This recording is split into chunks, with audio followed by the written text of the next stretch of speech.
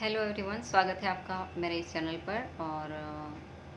आज मैं बात करने वाली हूँ आपके साथ फॉरगिवनेस के बारे में। माफ़ी माफ़ी क्यों ज़रूरी होती है, माफ़ी मांगना क्यों ज़रूरी होता है या माफ़ी देना क्यों ज़रूरी होता है।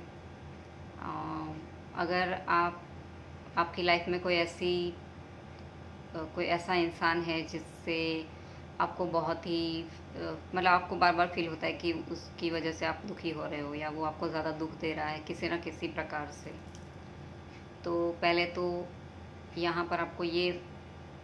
साफ साफ समझ लेना चाहिए कि वो आपका कोई पास्ट लाइफ का कर्मा ही है जो वो चुका रहा है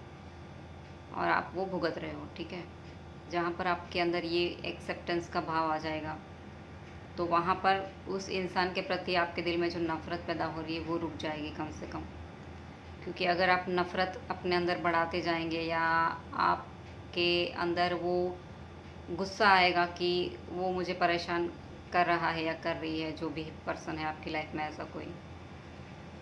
अगर उसके प्रति आपके मन में ऐसा कोई भाव आने लगता है और उसकी वजह से आप उसको माफ़ नहीं कर पाते हैं, और तो यहाँ पर आप उसके साथ अपना कर्मा फिर से जोड़ देंगे। मतलब पास्ट लाइफ का तो आपने चुका दिया, लेकिन आप और नफ़रत कर कर के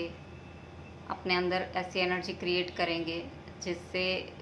शायद अगले जन्म में फिर से वही पर्सन आपकी लाइफ में आएगा और फिर से आप वो चीज़ें जो उस इंसान की तरफ से आपको मिल रही हैं, जो पेन या जो ट्रॉमा या जो भी बातें, गालियाँ या जो भी है, वो आप फिर से उस इंसान को अगले जन्म में देंगे।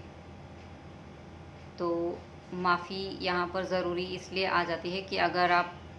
उनसे माफ़ी मांग लेते हैं सोल लेवल पर, सिर्फ ऐसे नहीं कि मुंह पर माफ़ कर दो ऐसे बोल दिया, बस बाहरी तरीके से माफ़ कर दो ऐसा बोल दिया, ऐसे नहीं मिलती है माफ़ी। जब तक सोल लेवल पर आप माफ़ी नहीं मांगते हैं उससे, तब तक आप अपने कर्मों से या अपने दुखों से बाहर नहीं आ सकते हैं। और सपोज़ उस इंसान ने आपको माफ़ नहीं किया तो कम से कम जो आपका कर्मा है, जो भी आपके कर्मों का लेखा जोखा है, वो काफ़ी हद तक कम हो जाता है। लेकिन जहाँ पर आप सोल लेवल पर माफ़ी मांग लेते हैं, वहाँ पर आपके कर्म बहुत ही कम हो जाते हैं, क्योंकि परमात्मा आपको माफ़ कर देते हैं वहाँ पर। और जहाँ पर हमें लगता है कि नहीं, उसने मुझे बहुत तकलीफ़ दी है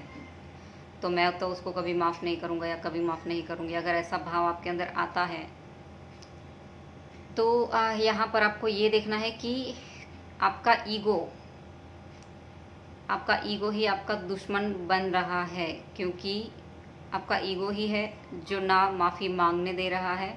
ना ही माफ़ कर रहा है, और उसकी ही वजह से आप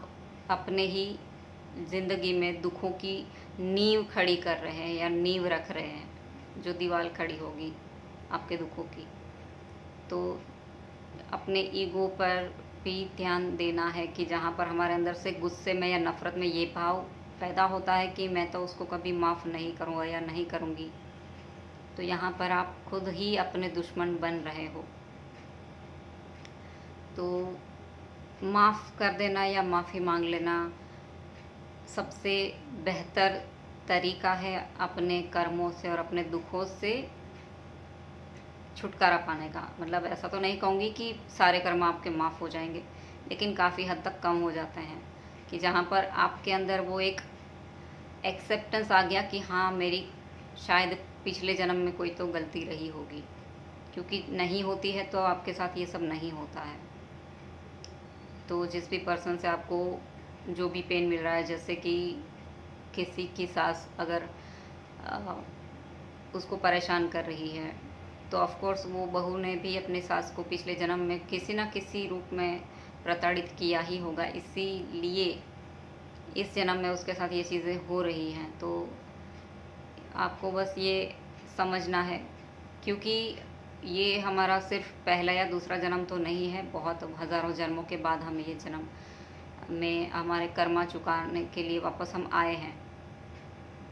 और और ऐसा भी नहीं है कि हम सिर्फ मतलब अगर हम इंसान हैं तो हमें सिर्फ इंसानों का ही जन्म मिलता है, ऐसा नहीं होता है। जब हमारी सोल ऊपर जाती है, जब वापस नया जन्म आने मिलने वाला होता है, तब हमें दो ऑप्शंस दिए जाते हैं हमारे कर्म चुकाने के लिए, कि अगर इंसान की ही योनि में हमको जन्म लेना है, तो अगर हमने बहुत ही बुरे कर्म किए हैं तो इंसान की योनि में जन्म लेकर बहुत ज़्यादा दुख भुगत कर हम वो कर्म चुकाएंगे, या जानवर, जो भी हमें ऑप्शन दिया जाता है जानवरों का, उस योनि में जन्म लेकर थोड़े कम समय में हम वो हमारे कर्म चुकाकर उस कर्मों से मुक्ति पा सकते हैं। तो ऐसा ज़रूरी बिल्कुल भी नहीं है कि अगर हम इंसान के रूप में जन्म लेकर आए हैं तो अगला जन्म भी हमें इंसान का ही मिलेगा, ऐसा नहीं है। वो हमारी चॉइस पर डिपेंड करता है, वहाँ पर हमें ऑप्शन दिए जाते हैं। तो समय अवधि शायद वहाँ पर कम हो जाती है कि जानवर की योनि में अगर हम जन्म लेते हैं तो कर्मा जल्दी चुका लेते हैं, लेकिन ऑफ कोर्स पेन दुगना या 4 गुना भुगतना पड़ता है, बट समय मर्यादा कम हो जाती है। तो ऐसे भी होता है जहाँ पर हम अपने कर्मा जल्दी जल्दी चुका सकते हैं, लेकिन